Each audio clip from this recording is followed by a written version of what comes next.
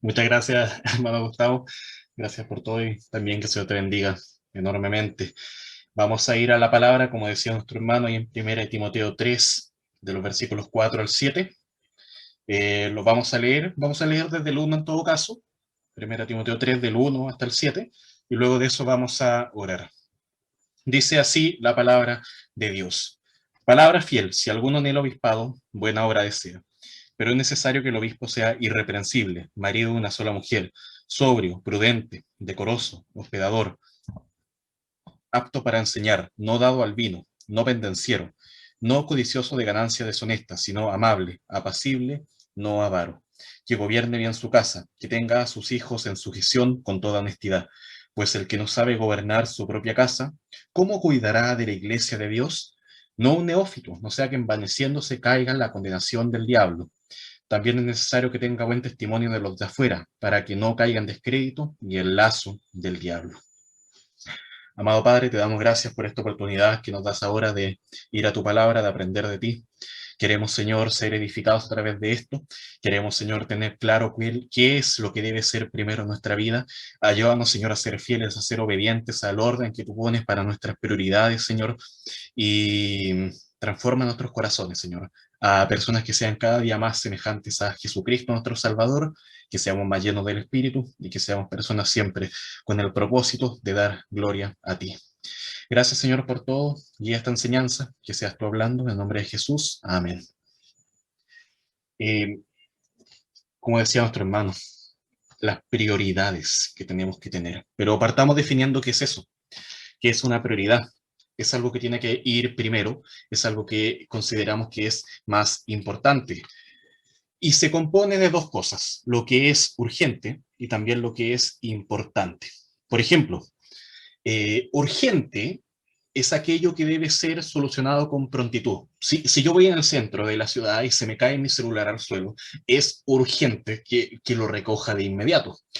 Así también, si mi hijo se accidenta gravemente, también es urgente que lo lleve precisamente al servicio de urgencia de un hospital, eh, por razones obvias. Ahora bien, si lo que está enfrente mío no es algo que necesite solucionar o ver de inmediato, puedo decir que no es algo tan urgente. En cambio, lo importante es aquello que tiene mayores consecuencias si yo lo realizo o si no lo realizo. Por ejemplo, el hecho de alimentarse. A menos que tengamos mucha hambre, por supuesto, no es una tarea urgente, pero siempre es importante, siempre va a ser importante que nos alimentemos y en lo posible que lo hagamos bien. Estamos cuidando el cuerpo que Dios nos dio. Pero no es una tarea que tenemos que estar realizando en forma urgente ahora ya. Ahora, por ejemplo, si tienes hambre, quizás puedes aguantarte un poquito. Pero si no lo realizamos a tiempo, si no somos diligentes en eso, eso que es importante además se va a transformar en algo urgente. Cuando algo es importante y también es urgente, se transforma entonces en una prioridad. Y esto es lo difícil. Nos cuesta a nosotros reconocer lo que verdaderamente es una prioridad. Con nuestros hechos demostramos que revisar redes sociales, ver una serie o una teleserie o escuchar la canción favorita es mucho más urgente que cualquier cosa y debemos hacerlo de inmediato. No es importante eso, no va a cambiar nuestra vida grandemente si dejamos de hacer esas cosas. Y no es que esté mal hacerlo, no hay ningún problema en distraerse un poco, pero tampoco es urgente, tampoco es importante. No podemos volvernos locos si no revisamos nuestras redes sociales. Sin embargo, dejamos para el final la llamada al hermano, que está solo, desconsolado, dejamos para el final expresar nuestras necesidades de oración a los demás hermanos, dejamos para el final leer la palabra o el mismo hecho de orar a Dios. Dejamos para el final, por ejemplo, el discipulado. Al parecer, no tengo que hacerlo de inmediato, no es urgente y tampoco ocurrirán graves consecuencias si no lo hago. Por tanto, no es importante. Menos aún será nuestra prioridad. Bien, el pasaje que leímos nos plantea las prioridades que debe tener un pastor anciano y obispo de la congregación en su vida antes siquiera de pensar en liderar a la iglesia. Entonces leímos 1 Timoteo, los versículos 4 al 7, están estas prioridades que vamos a estar ahora mismo presentando a ustedes. Es importante esto, les pregunto a ustedes, ¿es importante esto para los varones que aspiren a ser ancianos en un futuro o aquellos que ya lo son, de hecho? Sí, por supuesto, es importante. De hecho, el texto comienza diciendo palabra fiel y luego dice, pero es necesario que el obispo sea, y hemos leído varios de los requisitos en el carácter de un varón que aspira a ser anciano, ahí en 1 Timoteo 3, si no las pudieron ver en YouTube, están algunas disponibles, así que pueden ahí repasar algunas cosas. En aquella iglesia, que es Éfeso, los maestros falsos se caracterizaban precisamente porque no tenían claras las prioridades en su vida. Y si un pastor descuida sus prioridades, puede descuidar también su ministerio, y si descuida su ministerio, descuida su iglesia, que es precisamente la tarea que un pastor tiene que hacer, cuidar a la iglesia. Pero es importante para todo creyente, independiente de la situación en que estén, por supuesto, también es importante para todo creyente, hombres y mujeres, de todas las edades. Eh, Todo esto está escrito en una carta que escribe el apóstol Pablo por mandato de Dios. Si ustedes van al versículo 1 del capítulo 1, van a ver de inmediato esa frase. Pablo, apóstol de Jesucristo, por mandato de Dios. Por tanto, es importante, es urgente, es un mandato de Dios. Y Pablo le rogó a Timoteo que se quedara en aquella iglesia, en la ciudad de Éfeso, para corregir varias problemáticas que se estaban presentando ahí, que de hecho eran en base al liderazgo, eran problemáticas del liderazgo de la iglesia, y ahora se lo está reiterando. Y el libro está lleno de frases llenas de urgencia y de importancia, que son como, esto te encargo ahora, esto manda y enseña, ocúpate en estas cosas, permanece en ellas, desecha estas otras cosas, no descuides lo que tienes, etcétera. Pero este texto precisamente nos habla sobre las prioridades que debe tener un cristiano maduro. Ya, entendemos, está bien, se aplica al anciano, sí, y a eso va el texto. Pero todo cristiano maduro tiene que ser una persona que diga, sí, esto me representa, o a esto quiero aspirar. Si tú eres cristiano y aspiras a ser un cristiano maduro, tienes que escuchar las palabras que vamos a leer ahora y que vamos a explicar para ustedes. Incluso si no fueras creyente y vieras la iglesia desde afuera, podrías así también juzgar mejor si realmente las personas que estás viendo día a día representan lo que es un carácter cristiano. Bueno, por supuesto, esto lo quiero dejar claro desde un comienzo, nuestra prioridad debe ser la adoración a Dios. Esa es la gran prioridad que todo verdadero creyente debe tener. Pero a la hora de determinar la madurez de un creyente, en este texto se verán al menos 3 prioridades que día a día tenemos que ir considerando en nuestra forma de comportarnos. Lo primero es que nuestra familia debe estar primero que el deseo de liderar a la iglesia, o nuestra familia debe estar primero que el anhelo de estar sirviendo en cualquier posición en la iglesia. El versículo 4 dice que gobierne bien su casa, que tenga a sus hijos en sujeción con toda honestidad. Y luego sale una frase en paréntesis explicando todo esto, pues el que no sabe gobernar su propia casa, ¿cómo cuidará de la iglesia de Dios? Bueno, acá, ¿cuál es la prioridad? Primero, liderar bien en casa, y no que nos apuremos para alcanzar alguna posición de liderazgo, algún oficio dentro de la iglesia. Y nuevamente, recordando que la prioridad número 1 tiene que ser Cristo. La prioridad número 1 va a ser la adoración a Dios. Cuando dice que gobierne bien su casa, la casa primero, estamos hablando de un padre cristiano responsable, un esposo cristiano responsable, un administrador cristiano y responsable en lo económico, en lo afectivo, en lo espiritual. Realmente puedes considerar que en tu vida, independiente de que seas un padre, o que seas una madre, o que seas un hijo, o un hermano, estás siendo responsable en tu forma en que administran todo lo que Dios te ha dado, todo tu carácter, toda la vida, tu testimonio.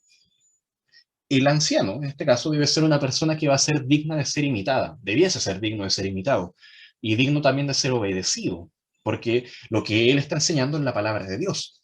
Y es digno también de ser amado, es digno de aspirar a llegar a ser una persona así. ¿Por qué? Porque él aspira a llegar a ser como Cristo. Por tanto, imitamos a personas que imitan a Jesucristo.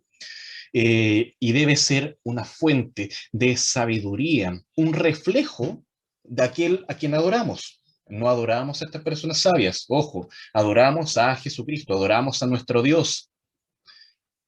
Cuando dice que tenga a sus hijos en sujeción con toda honestidad, recordemos acá, los hijos tienen que ser, bíblicamente, un hijo tiene que ser alguien que obedezca a sus padres y se someta a sus papás. Ellos no deben hacerlo, ojo, no deben hacerlo obligados, sino que deben hacerlo en honestidad. Esto de honestidad tiene que aplicarse a los hijos y a los papás. Los papás no deben ser tiranos con ellos, no deben ser personas que obliguen violentamente a sus hijos a obedecerle. Como dice Efesios 6, en el capítulo 4, Efesios 6:4 dice que los padres no deben provocar a ira a sus hijos, sino que deben criarlos en disciplina y en amonestación del Señor. Ellos deben anhelar ser discipulados por su padre.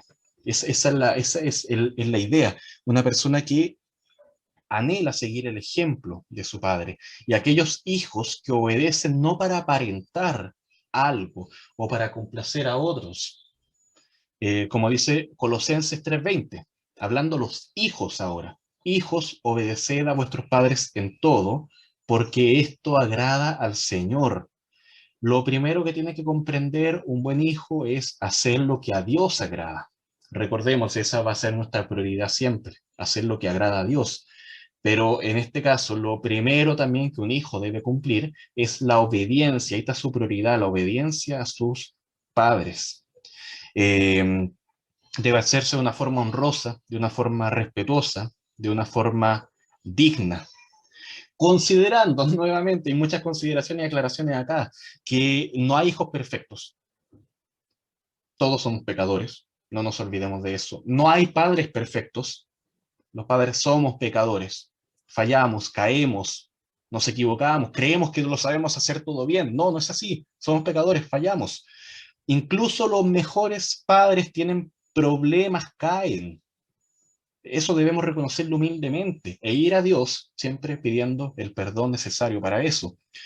Pero aún así, el padre ejemplar es aquel que al enfrentarse a problemas, porque hay problemas, y al enfrentarse al pecado, porque hay pecado, lo hace de manera adecuada.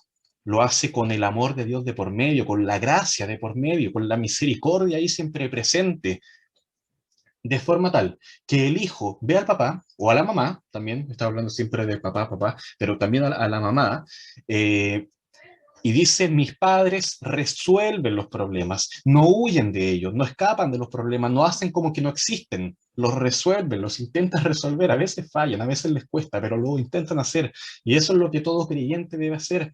Y recordando siempre que la solución a todo problema va a estar primeramente acá en la oración, pero en la oración en la palabra de Dios. Aunque quizá la palabra no dice todo lo que queremos saber, pero sí nos dice muchas veces, espera en Dios, espera en Dios. Eso es digno de ser imitado, es el ejemplo para seguir.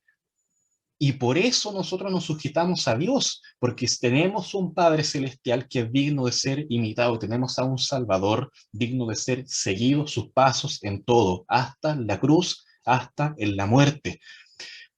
Bueno, por supuesto, hablando ya del requisito nuevamente del obispo, las respuestas de obediencia no van a ser las mismas en el caso de un bebé, quizás no sea tan notorio como en el caso de un adolescente, pero sí debemos preguntarnos cómo se comporta el hijo habitualmente. ¿Es siempre así, desobediente, siempre es irrespetuoso o solamente en esa ocasión falló? ¿Cómo responde el padre cuando el hijo se porta mal? ¿Responde acaso con ira? ¿Responde con... ignora al hijo cuando se porta mal? ¿Lo desprecia? ¿Se burla de él? ¿O responde con un carácter amable? Responde con paciencia, responde con sabiduría.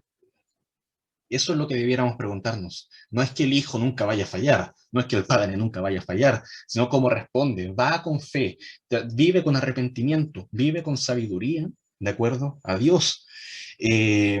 Si vemos que un obispo, un anciano, en su familia no vemos este fruto de sabiduría, de obediencia, ahí debiéramos poner atención. ¿Por qué? Porque el versículo 5 dice, pues el que no sabe gobernar su propia casa, ¿cómo cuidará de la iglesia de Dios? Es una pregunta retórica, que obviamente decimos, no puede cuidar, si no cuida su propia casa, no puede cuidar de la iglesia de Dios.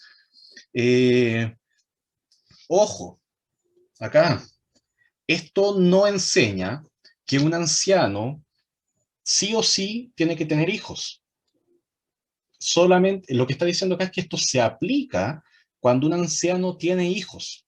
Si el anciano no tiene hijos porque el Señor no se los quiso dar o porque aún no, por ejemplo, aún es soltero, eh, obviamente no podemos limitarlo de eso. Hay iglesias que tienen hombres llenos de sabiduría, aprobados por Dios, dispuestos a ser ancianos, pero no los aprovechan porque entienden que la Biblia prohíbe que el anciano tenga, o sea, prohíben que el anciano no tenga hijos. O también entienden que la Biblia prohíbe que el anciano sea soltero. Eh, Consideren el caso de Timoteo. Timoteo, según muchos de los que han estudiado su vida, concluyen que era soltero, que no tenía hijos, y aún así era el anciano, era el pastor principal en la iglesia de Éfeso, y era aquel en quien Pablo había depositado toda su confianza para liderar precisamente a los otros ancianos, que muchos eran casados y tenían hijos. Aún así, su vida era ejemplar. Si ustedes leen Hechos 16, al comienzo, donde se cuenta el relato de cómo Pablo conoce a Timoteo, toda la ciudad daba buen testimonio de Timoteo. Y no decían, es que no tiene hijos. No, nadie decía eso. Y de hecho, en 1 Timoteo 4, Pablo le dice a Timoteo que sea ejemplo de los creyentes en palabra, en conducta, en amor, en espíritu, en fe, en pureza, aunque no tenía hijos, no tenía esposa. Aún así, podía ser ejemplo. No es límite que seas soltero para que seas ejemplo, a los casados incluso. Eh, bueno, ¿por qué es una prioridad esto? Porque la familia es valiosa para Dios. Dios es aquel que ama a la familia, aquel que entiende que la familia tiene que ser el elemento central de la sociedad. Y precisamente en la sociedad vamos a ver que la familia está siendo descuidada, vamos a ver que la familia está siendo pisoteada, que se está buscando deconstruir el concepto de familia para reemplazarlo con algo lleno de perversidad, cosas como son. No debemos transar en el ministerio en esto. Dios ha instituido que la familia es importante, que la familia tiene que seguir el modelo que Dios ha estipulado para eso. Entonces respetemos, cuidemos la familia. Y si Dios nos dice que primero tenemos que ver y velar por nuestra familia y luego por el ministerio, tenemos que considerar eso. Eh, Segundo, ¿por qué es importante esto? Porque la iglesia es importante para Dios. La iglesia es valiosa. Jesucristo dio su vida por la iglesia. Entonces, Dios quiere que en la iglesia haya hombres que puedan cuidar su propio hogar para que así también puedan cuidar de la iglesia y cuidarla de los falsos maestros, son aquellos que promueven por sobre todo que la iglesia sea descuidada. Y una iglesia descuidada no puede darse el lujo de cumplir, o sea, no es el lujo, es lo fundamental, no puede cumplir la gran comisión que tiene toda iglesia, el gran objetivo que tiene toda iglesia. No puede ser luz en el mundo una iglesia que necesita cuidarse ella misma primeramente porque está descuidada, que necesita remendarse, arreglar su situación.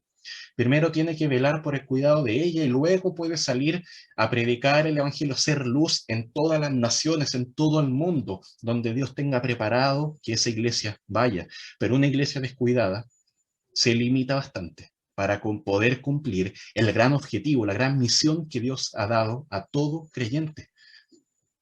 y nuevamente, esto puede ser dirigido a los ancianos principalmente. Y es así. El texto está hablando de los ancianos, pero todo creyente, tú debes buscar ser luz en tu entorno más cercano, llevar el evangelio primero a los tuyos, aplicar lo que se enseña en la palabra de Dios, aplicar lo que es enseñado ahí primero en tu círculo más cercano. No debemos esperar a salir a la calle para predicar el evangelio, no debemos esperar a ir a nuestros trabajos para dar un buen testimonio, no debemos esperar una salida evangelística para decir las grandes maravillas de Dios o transformarte en un misionero para cumplir la gran comisión. No toda la gran comisión parte por casa, parte ahí. Eh, y no podemos descuidar eso, debemos ser ejemplo primero ante las personas que más amamos y que están más cerca de nosotros, aquellas que simplemente caminando un paso están ahí. Esa es nuestra familia y preocuparse primero de ellos es consecuencia. O sea, Dios quiere que te preocupes de todas las personas. ¿Qué involucra eso? Partir con la que está más cerca tuyo. O sea, no podemos descuidar a nuestra esposa y partir a predicar el evangelio a la China. No tiene mucho sentido. Sigamos el mismo ejemplo. Por sobre todas las cosas, sigamos el ejemplo de Dios, aquel que está preocupado de cuidar de sus hijos, aquel que vela por cada uno de ellos. Él es el mayor cuidador, aquel que conoce lo bueno, conoce lo que necesitas tú. Él provee amorosamente para todo lo que buscas tú. Él sabe las respuestas a tus oraciones mejor que tú. Él responde por nosotros y es capaz de dar todo lo que tiene para cuidarnos. De hecho, dio a su Hijo Jesucristo para salvar las almas de nosotros. Y esa es la mayor muestra de cuidado que puede tener cualquier persona. Esa es la mayor muestra de cuidado que tiene Dios, el cuidado eterno para nosotros. Ese ejemplo tenemos que seguir. Ahora bien, todo lo dicho anteriormente acá es asumiendo que nuestra familia es creyente, que nuestra familia no nos va a alejar de la fe, que nuestra familia no nos va a limitar para congregarnos. Porque alguno podría decir, bueno, si la prioridad es la familia y luego la iglesia, y si mi familia no va a la iglesia, entonces yo no debiese ir a la iglesia para estar más con mi familia. No, no es así. Para todo creyente, congregarse es algo fundamental. Desde toda la historia de la iglesia y la comunión con los hermanos es una de las cosas más importantes, de las prioridades que tenemos que tener. Lo que estoy hablando acá no son todas las prioridades, esto es simplemente un ejemplo. Hay muchísimas más prioridades, tu vida de oración, por ejemplo. Una familia que no es creyente seguirá siendo nuestro ministerio principal y se le deberá dedicar mucho más de 2 horas, suponiendo que sea el tiempo en que nos reunimos como iglesia. Se le deberá dedicar mucho más que 2 horas en tiempo de oración, en tiempo de enseñanza de la palabra, en tiempo de dar un buen ejemplo para ellos. Pero eso no se debe traducir en que no nos vamos a congregar por estar con nuestra familia, que no es creyente. Una cosa es que la familia sea prioridad, otra es que le dediques, no vayas a dedicar nada a la iglesia de Dios. Son dos cosas muy distintas. Pero pregúntate, si tu familia te está alejando de la fe, si tu familia impide que sirvas en lo más mínimo, si tu familia te tienta, te impulsa a pecar, ¿qué harás? ¿Qué preferirás? ¿Preferirás el pecado o preferirás una contienda, una discusión con tu familia? Yo creo que ahí es cuando uno tiene que recordar nuestra prioridad es Cristo. Cristo puede incluso crear conflictos entre las familias. Jesucristo lo dijo. Él de hecho no venía en ese caso a crear paz en la familia, iba a crear conflicto en las familias. En este caso cuando no son creyentes. Ahora, si ustedes se enfrentan a esta situación, yo les ruego, no tomen una decisión apresurada. Pidan consejo, pidan consejería, pidan ayuda. ¿Qué debemos hacer? Muchos diciendo, claro, entonces dejo a mi familia tirada. Eh, eso ha provocado muchos males. A veces no era eso, no tenías que hacer eso. A veces sí, y no lo hacías. Y tenías que rechazar a tu familia. Pero siempre, cada caso es particular. No nos apresuremos a tomar una decisión errada. a descuidar una familia que tendríamos que estar predicando. Entonces, ¿qué podemos concluir acá en este punto? Que es el que voy a dedicar mayor tiempo, luego los demás irán un poquito más rápido. Buscar ser luz primero en casa. Ese es el lugar al que el Señor nos ha llamado para servir primeramente. Luego de eso podemos ser ejemplo en la iglesia y eso llevarlo también al servicio, incluso al obispado, ser líderes, pastores de la iglesia. Pero la iglesia no es más importante que la familia que Dios te ha dado. Pero la familia tampoco puede anular y dejar en cero la relación que tenemos de adoración a Dios, el deber que tenemos de adoración a Dios. Donde sea que estemos, hagámoslo con la intensidad que Dios lo haría, que Jesucristo lo haría.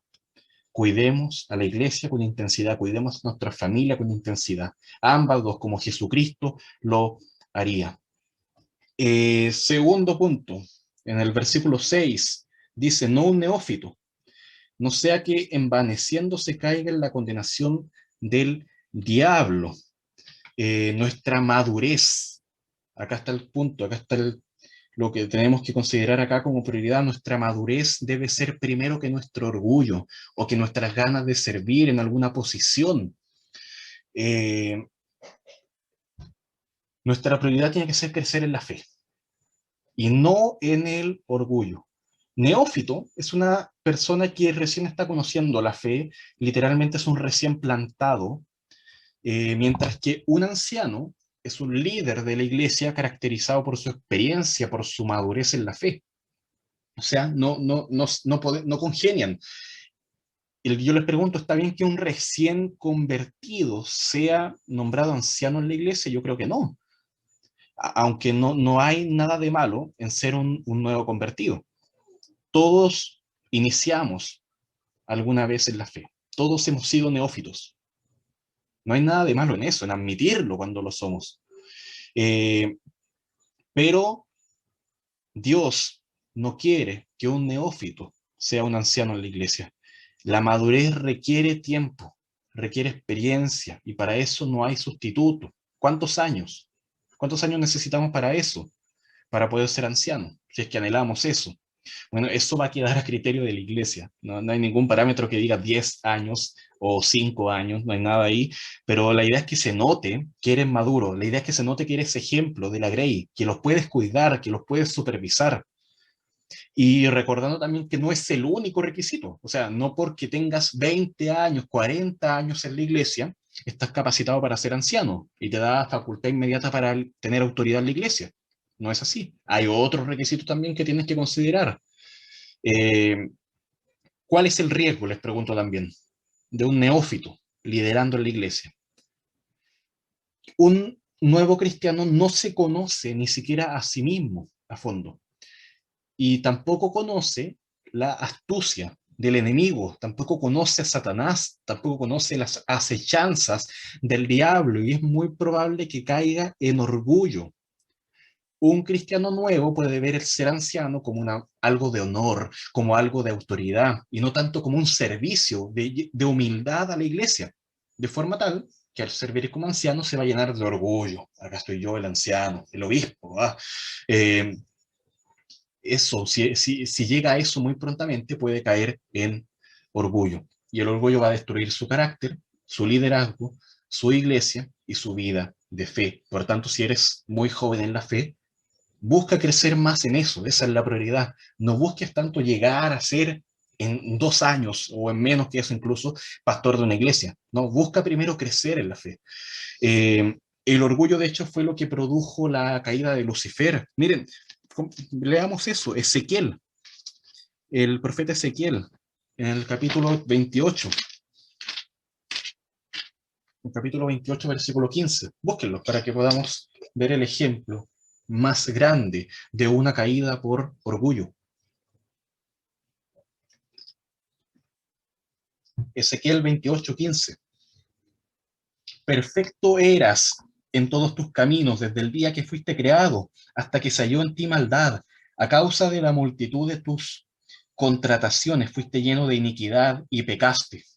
Por lo que yo te eché del monte de Dios y te arrojé de entre las piedras del fuego, oh querubín protector. Acá recordando que Satanás fue un ángel creado por Dios, que tenía una misión de parte de Dios, pero que se rebeló contra Dios y finalmente fue desechado.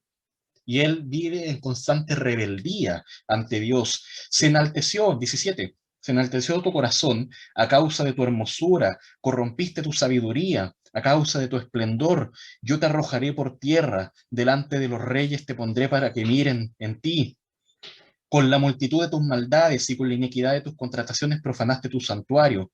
Yo pues saqué fuego, acá hablando Dios, yo pues saqué fuego de en medio de ti, el cual te consumió, y te puse en ceniza sobre la tierra, a los ojos de todos los que te miran. Te humillé, está diciendo Dios ahí. A todos los que te conocieron de entre los pueblos, todos los que te conocieron de entre los pueblos, se maravillarán sobre ti. Espanto serás y para siempre dejarás de ser Satanás. La condenación que tuvo Satanás por su orgullo es el riesgo que corre toda persona neófita al llegar a una posición de liderazgo. Al igual que él cayó por orgullo, el anciano orgulloso caerá inevitablemente. ¿Qué fue lo que perdió Satanás? Perdió su posición en el cielo ante Dios y perdió su posición, por supuesto, ante Dios. Perdió su ministerio y su posesión. Proverbios 16-18 dice que antes, primero, que el quebrantamiento hay algo ahí, que es la soberbia. Antes de la caída hay algo importante ahí, que es la altivez de espíritu. Y la historia bíblica muestra vez tras vez cómo reyes cayeron por causa del orgullo, por pensar que no necesitaban de Dios. Por ningún motivo pensemos esto. ¿Por qué? O sea, porque es peligroso. Es peligroso para toda persona anhelar algo, una posición, por sobre buscar su madurez. Busca eso primeramente. No es que el diablo te vaya a condenar al infierno, no está diciendo eso el texto, no, sino que está hablando de seguir la misma condena que Satanás tuvo a causa de su orgullo. No caigamos en esa condena. Pero una persona cristiana no puede ser condenada al infierno. Por supuesto, estamos hablando de humillación acá. Eh, Porque para el creyente ya no hay ninguna condenación. Para los que están en Cristo no hay condenación. Eso lo dice Romanos 8 al comienzo. Todo creyente, no solamente los ancianos, tú también debes siempre buscar madurez en tu vida, no una posición.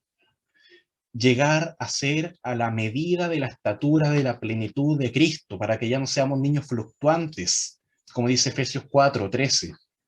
Debemos primero trabajar en nuestra propia vida, nuestro propio carácter y nuestra madurez para luego poder ser reconocidos por la iglesia, por ese carácter que tenemos. Pero las cosas en orden. Primero crezcamos, luego seamos reconocidos. Eh, no vayamos a considerar el servicio como una forma de aparentar madurez. Ah, que el pastor me designó para hacer esto. Entonces, ¿qué pasa? Es que yo soy mejor que los demás, porque a los demás no los puso en esa posición. Estaríamos en la misma, siguiendo el ejemplo de Satanás. No caigamos en eso. No seamos como aquel querubín, aquel ángel que tenía Satanás que tenía Dios, que cayó por su orgullo, sino consideremos el servicio a Dios primero. Y si nuestra madurez es poca, también la responsabilidad que Dios nos ponga delante será poca. Si nuestra madurez es mayor, también Dios nos dará mayor responsabilidad para cuidar a la iglesia de Dios. Pero la voluntad de Dios acá no es que los creyentes nuevos tengan eso, sino que ellos busquen seguir el ejemplo de humildad de Cristo, quien teniendo todo para ser rey en este mundo, en su ministerio terrenal, y siendo muy joven aún, prefirió centrar su ministerio en lo que el Padre quería para él. Sigue el ejemplo de Jesucristo primeramente, quien siendo Dios no estimó el ser igual a Dios como cosa que aferrarse, sino que se despojó a sí mismo y tomando forma de siervo, como cantábamos, tomando forma de siervo, hecho semejante a los hombres y estando en la condición de hombre, se humilló a sí mismo, haciéndose obediente hasta la muerte y muerte de cruz. Necesitamos crecer primeramente, necesitamos ser humildes como Jesucristo. No necesitamos llenarnos de orgullo, no necesitamos una posición en la iglesia o en la sociedad, donde sea. Es lo que buscaba Satanás nuevamente Satanás, cuando tentó a Jesucristo ahí en el desierto. ¿Qué quería él? Que Jesús se llenara de altivez, que Jesús reconociera lo que tenía a su alcance y lo tomara. Pero Jesucristo no cayó en el orgullo, y él mostró que cumpliría su misión como un siervo, humilde, obediente a Dios. ¿Qué podemos concluir acá? Que nuestra prioridad no debe estar en alcanzar una posición, sea en la iglesia, sea en tu lugar de trabajo, sea en la sociedad, sino que debe ser nuestro mayor anhelo crecer en madurez hacia la semejanza a Cristo. Y nos llenamos todos de ganas de ser maestros, queremos ser diáconos, queremos ser ancianos, presidente de algo, lo que sea, no sé, algo, queremos estar arriba. No tenemos que ser así.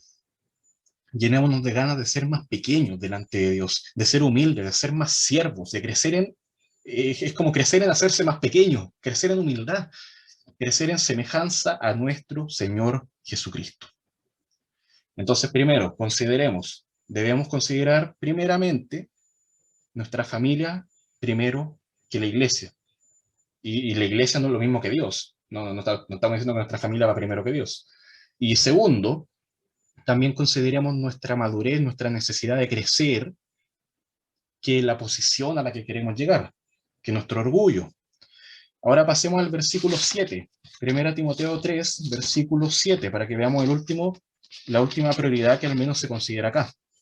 También es necesario que tenga, acá hablando del obispo, que tenga buen testimonio de los de afuera, para que no caiga en descrédito y el lazo del diablo. Vez tras vez, una y otra vez, se toca el tema de nuestro buen testimonio en la Biblia. Y aunque por lo general no se usa la palabra buen testimonio, pero sí se relaciona con ser testigos de Cristo. Y eso es ante todas las naciones, en todo lugar tenemos que ser buenos testigos, fieles testigos de Cristo. La gran comisión que se nos da a todos los creyentes se relaciona directamente con la vida de semejanza a Cristo que tenemos que tener. Y por supuesto la predicación, seremos testigos predicando, pero también seremos testigos siendo imitadores, siendo reflejos de Cristo. Pero no podemos ir por ahí predicando el Evangelio y a la vez teniendo una vida de mal andar que contradiga, que desacredite lo que estamos predicando. Es inconsecuente. Por supuesto, claro, la imagen, el Evangelio va a depender de nuestras palabras, que tienen que ser lo que dice la Biblia. Eso es lo principal. Pero si nuestro testimonio no acompaña eso, lo desacredita. Y ahí el tema de ser desacreditado, que no caiga en descrédito. Y los de afuera van a juzgar de una manera mucho más dura, de una manera mucho más sincera también a las personas. Por tanto, si queremos elegir un anciano, yo creo que es muy sabio consultar a los compañeros de trabajo, consultar a los que están más cerca de él, aquellos que no son creyentes, que puedan ver si en verdad la persona, al presentar sus ideas, la forma en la que habla, cómo asume compromisos, su puntualidad, cómo cumple sus tareas, todo es una persona correcta e incluso cristiana, y puedan decir, sí, él es un ejemplo. Que una persona no creyente del mundo diga, él es un ejemplo como cristiano, yo creo que es una cosa tremendamente valiosa. Tienes eso. O sea, puedes contar ejemplos de personas no creyentes que te digan a ti que eres ejemplo de ser un cristiano. Eso si lo puedes tener ahí, es algo valioso, porque los no creyentes van a ir con todo al momento de juzgarte, al momento de criticarte. Ellos no van a decir, es que la Biblia dice no juzguéis, sacando un texto de contexto. No van a decir eso, ellos van a ir con todo. Eh, los de afuera tienen un contacto mucho más frecuente con ustedes que, por ejemplo, lo que tengo yo. Yo no comparto quizás 8 horas cada día con ustedes. Por tanto, la opinión de ellos va a ser muy valiosa. Es importante para todo creyente, para toda persona, independiente de lo que esté anhelando, que tenga un buen testimonio. Todo cristiano debe tener una buena reputación, sobre todo los que van a ser ancianos, pero todo creyente necesita eso. Ahora tú dices, claro, quizá mi testimonio no es tan bueno, quizá he fallado, quizá estoy recién empezando y no tengo muy buena fama desde antes. Bueno, lo primero que tenemos que hacer es saber precisamente qué es lo que Dios quiere de nuestro testimonio. Y luego lo vamos a poner en práctica. Pero primero averigua qué es lo que Dios quiere, qué es lo que Dios busca. Muchos de los problemas de testimonio en nuestra vida se deben a que las personas no saben y no comprenden el peso de sus acciones. No saben qué es lo que tienen que hacer y no comprenden la gravedad de no hacerlo o de hacer eso. Eh, También se puede deber a que son demasiado estrictos. Entonces una persona con mal testimonio va a ser una persona quizás también muy estricta, quizás muy recelosa, o también puede ser una persona muy abierta a los placeres de este mundo. Pero hay muchísimas cosas que pueden afectar. Hay cosas donde quizás somos demasiado críticos y la Biblia nos está diciendo que no seamos tan críticos. Eso puede afectar nuestro testimonio de la iglesia también, que es columna y baluarte de la verdad, recordando que la iglesia somos precisamente nosotros. La iglesia no es un edificio, la iglesia no es una reunión a las 7 de la tarde, no, la iglesia somos nosotros. Y si como iglesia aspiramos a crecer, debemos recordar eso. Nosotros somos la iglesia. Si somos dignos de ser seguidos, tú, si eres digno de ser seguido, serás también digno de que la iglesia crezca. Seremos dignos de eso. Pero si nuestra vida es idéntica a la de cualquier persona del mundo, el mundo no verá ninguna diferencia que los haga anhelar comer el mismo alimento que estamos comiendo nosotros ahora. No van a tener esa sed espiritual, esa hambre de la palabra de Dios, porque van a decir, yo no necesito eso. Si su vida no es ejemplo, si su vida no es digna de seguir, ¿por qué necesitaría también de la palabra de Dios? ¿Notas cómo se desacredita? Eh, ¿Qué es lo que puede desacreditar a una persona? ¿Cómo lo podemos ver en ejemplos? Una persona deshonesta, una persona mujeriega, una persona agresiva. ¿Dan ganas de seguir a alguien así? Por supuesto que no. Y la vida cristiana también tiene que estar fundamentada en el discipulado. Vemos muchas veces que intentamos llevar a una persona a los pies de Cristo o intentamos hacer que crezca en la fe todavía aquellos que ya son creyentes. Pero resulta que las preguntas que nos hacen son sobre situaciones que han ridiculizado a la iglesia. Entonces nos dicen, tú vas a la iglesia, entonces en tu iglesia los hermanos se tiran debajo de las camionetas y se fijen atropellados. Eh, nota, eso, un testimonio así desacreditó a la iglesia. O dice, tú vas a la iglesia, entonces, ¿por qué tendría que ir yo a la iglesia? ¿Para que me obliguen a diezmar? Hermano, la iglesia ya está desacreditada. No la desacreditemos más. Cuidemos nuestro testimonio. Intentamos ser luz, intentemos limpiar un poco el testimonio de la iglesia en la sociedad. Ya está desacreditado, ya está sucio. No tenemos que hacer mucho esfuerzo para desacreditar, para manchar el nombre de la iglesia. Ahora bien, otra aclaración acá. Es distinto ser cuestionado por el mundo que ser perseguido por el mundo. Es distinto que un creyente sea acusado de ser un pecador, que sea acusado de ser inmoral incluso por los no creyentes, a que no sea aceptado por un mundo pecador. Recordemos que estamos en medio de una generación perversa, en medio de una generación maligna, pero tampoco debemos buscar ser aceptados como parte de este sistema maligno. Miren Filipenses, lo que dice la palabra en Filipenses capítulo 2, versículo 15. Voy a leer el 14 también. Haced todo sin murmuraciones y contiendas, para que seáis irreprensibles y sencillos, hijos de Dios sin mancha. Acá nota eso. ¿En dónde estamos? Hijos de Dios sin mancha, en medio de una generación maligna y perversa, en medio de la cual resplandecéis como iluminares en el mundo. Esto era precisamente lo que le pasaba a Pablo. Tenía un testimonio irreprochable, tenía un testimonio de santidad, de justicia, de ser semejante a Cristo, pero ante los incrédulos era una persona rechazada. ¿Por qué? Porque el mundo estaba lleno de pecado, porque el mundo no quería aceptar la luz que predicaba Pablo. Si el mundo te rechaza por eso, no es que tu testimonio sea malo, es que tú estás siendo fiel simplemente a un mensaje que el mundo de pecado, el mundo de tinieblas no quiere aceptar. Pero si tu caída es por pecado, es por inmoralidad, entonces tú vas a caer en desacreditación para toda la iglesia y además vas a caer en lazo del diablo, recordando que continuamente Satanás está ahí poniendo trampas para que caigamos, buscando desacreditar sobre todo a aquellos que están liderando la iglesia. Si Satanás ataca a aquellos que están cuidando la iglesia, es mucho más fácil que la iglesia sea descuidada. Así que debemos estar conscientes del actuar del diablo siempre. No ignoremos eso.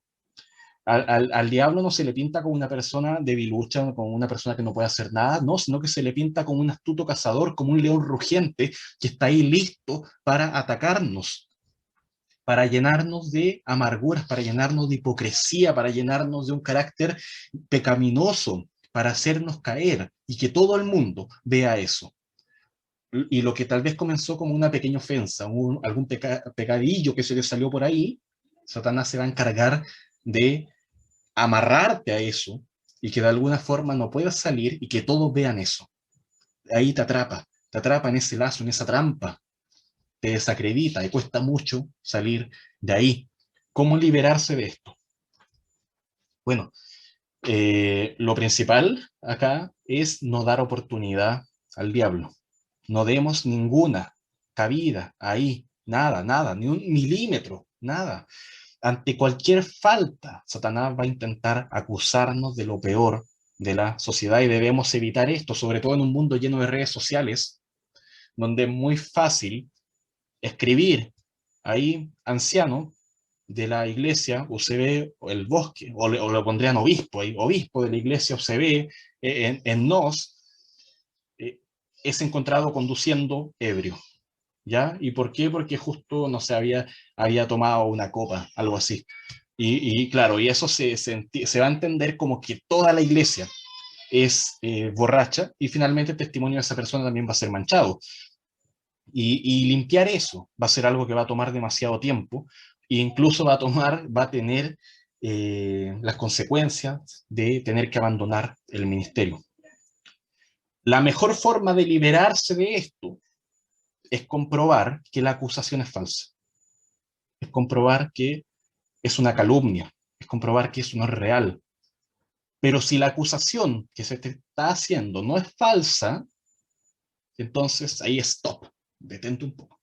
Entonces tienes que considerar, tienes que hacer, evaluar qué está pasando con tu vida, evaluar qué está pasando ahí, evaluar si en verdad estás haciendo las cosas bien, porque Satanás está intentando vez tras vez que caigas, y no puede ser así, tienes que cuidarte de eso, evalúa lo que está pasando, tu vida de pecado ahí, si en verdad necesitas ser restaurado, si en verdad necesitas ir a la palabra nuevamente, detenerte en tus funciones y empezar nuevamente con todo, como al comienzo lo harías, pero quizá, claro, si eres pastor, si eres obispo de una iglesia, quizás debas detenerte acá. Quizá ya no puedas considerar esto. Si realmente ese pecado fue real, el testimonio se mancha y limpiarlo cuesta mucho. Así es la realidad. Eh, si nosotros hacemos las cosas bien, si nuestro testimonio es bueno, Satanás va a luchar arduamente para que caigamos. Lo va a hacer con fuerzas, va a ver que en verdad nuestra labor es importante. Pero si nosotros estamos ahí en silencio, si nosotros no hacemos nada, bien tranquilo, Satanás no te va a hacer nada, porque no le vas a importar.